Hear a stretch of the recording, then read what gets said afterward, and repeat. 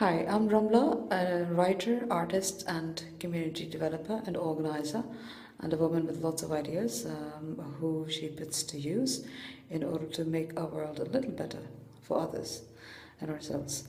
I want to talk about the latest idea that I've had, which is called Seed for Life.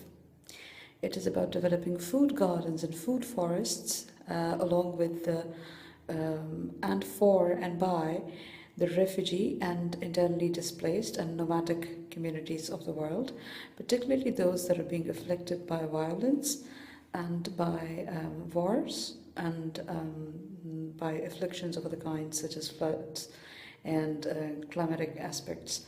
It is not a mystery anymore. It's not an uncontested phenomenon that soon we're going to see increasing number of climate affected migrants in the world. There are already lots and lots of migrations due to violence and erosion of resources and economics, and if economies erode, and that is happening because land is dying.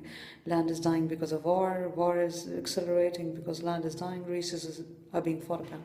So it's a two-way relationship, people are fighting over resources and resources are dying, which is increasing the wars, which is making populations just leave that goddamn area and go to another place. And usually they don't quickly get a place to settle in. Often they have to leave in emergencies, such as from Syria and from other parts of Pakistan. And so these two things are going hand in hand, this adverse climate change and the wars and conflicts. So the earth is dying and humans are dying too, and humans are lending a hand in killing what is left of our resources.